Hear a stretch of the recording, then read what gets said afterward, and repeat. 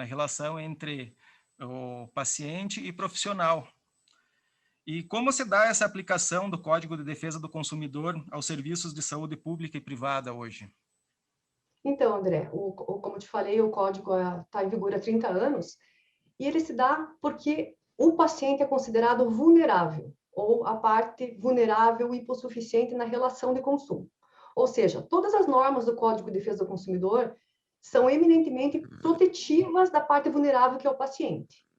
Então, médicos, dentistas, fisioterapeutas, psicólogos, laboratórios, clínicas, consultórios, hospitais, toda essa gama de prestadores de serviços de saúde, eles têm que se adaptar para proteger, para trabalhar para esse paciente que é a parte vulnerável da relação. E o CDC tem diversas formas de proteção do paciente. Perfeito. Quais são os deveres e responsabilidade dos serviços de saúde frente ao Código de Defesa do Consumidor? Então, o principal, são diversos deveres e responsabilidades dos prestadores de serviço.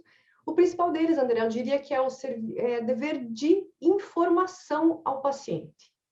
Isso mudou muito durante o código, a vigência do código.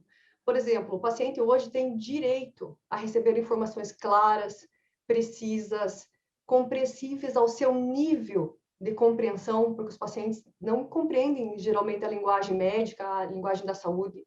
Então, eles têm direito a uma informação de acordo com o seu entendimento.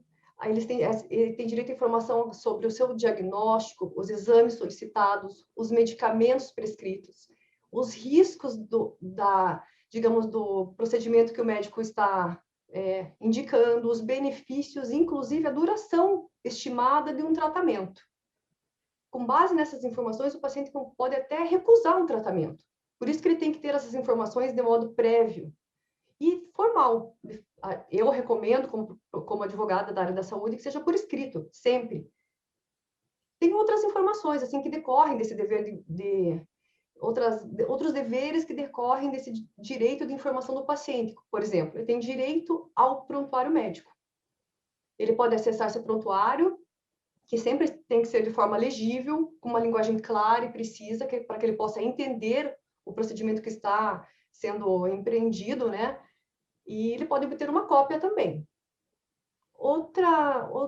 Digamos assim, outra responsabilidade, ou talvez outro direito do paciente, que também os profissionais e os prestadores de serviço devem ficar atentos, é a inversão do ônus da prova no processo judicial. Como é que funciona o nosso processo, André? Quando o paciente está insatisfeito com o tratamento, ele entra com uma ação judicial indenizatória e faz determinadas alegações. Em princípio, quem alega no nosso processo civil tem que provar.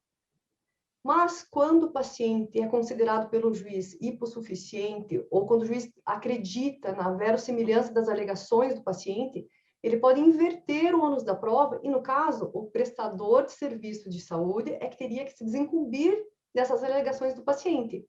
Ou seja, tornou mais fácil para o paciente processar um profissional, não no sentido assim de que ele tenha razão, mas que ele não tenha que produzir provas. Ficou mais fácil, mais difícil para o prestador de saúde se desvencilhar das alegações do paciente.